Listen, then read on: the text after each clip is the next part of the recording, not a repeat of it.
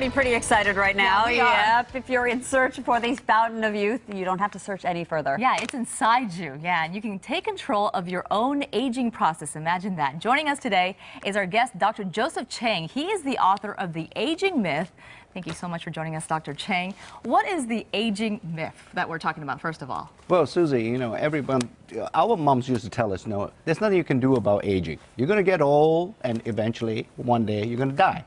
But I think the science over the last few years is beginning to tell us that actually there's something we can do about the aging process. And it's actually this fountain of youth that we've always been talking about. We've been looking at the wrong place.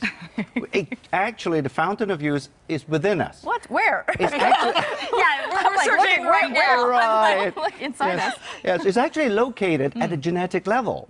You know, since 2003, the human genome, this is actually how we are made and how we're going to function as a human being. You know, we all know about these genes now. So when we start to investigate how these genes influence bodily function, we actually can find genes that are directly related to the aging process, and that's where the fountain of youth is. You know, when we talk about the fountain of youth, you know, a lot of people spend hundreds of dollars on creams and products and cosmetics, but how important is lifestyle in all of this? Absolutely important and vital, I think. You know, it's difficult to find somebody who's been chronically ill and actually look good, no matter how much cosmetics you put on the body on the outside. So the inside actually influences how you look and how the skin functions.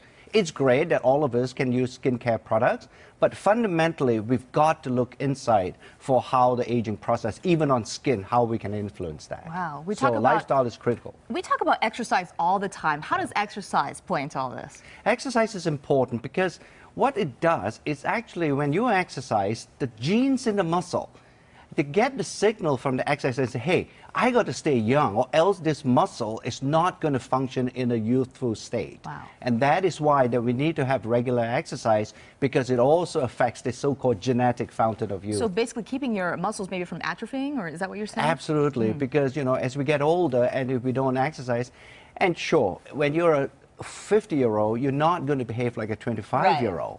But that doesn't mean that our muscle has to stay at a 50-year-old stage.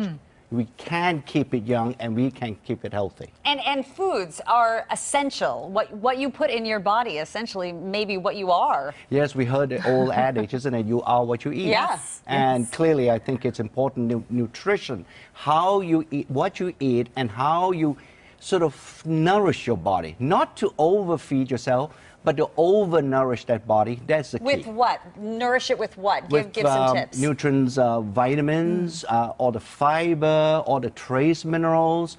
We're not talking about macronutrients. We are really talking about a class of nutrients that we, as scientists, we class them as micronutrients. And these would be the vitamins and the minerals. These are absolutely key to be able to stay young and behave youthfully. Dr. Chang, all of us are so stressed out, you know, and if anything gives me gray hairs, I'm sure it's because of stress. That's what we always say. Not that we have gray hair. Yeah, exactly. We don't. Look at this. No, but stress management is also important. It is, and I think there's a need for all the viewers and all to appreciate that a little bit of stress is good. The really bad guy is chronic stress.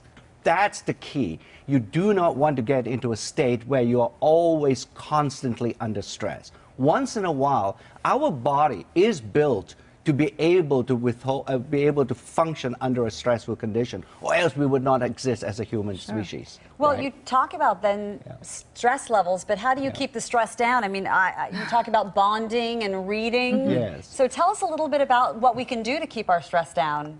I think sleep is important. That's something that most of us in our modern lifestyle, we don't get enough of that. We tend to ignore it because we're so busy. So that's an important thing to remember, to get sufficient sleep.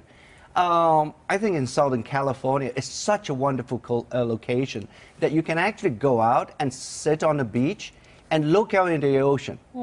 You know, that's really a good stress relieving exercise that all of us can do. Yeah, it might be something little, but it makes a big impact, doesn't Absolutely. it? Yeah. Now, in your book, you talk about all kinds of things, different tips, of course, like we just talked about. But what is the big secret here? I mean, you know, we've heard, you know, exercise regularly, you know, eat the right foods. You know, what is the big secret here? I mean, does that mean automatically we're going to, you know, stay young and have the fountain of youth within us?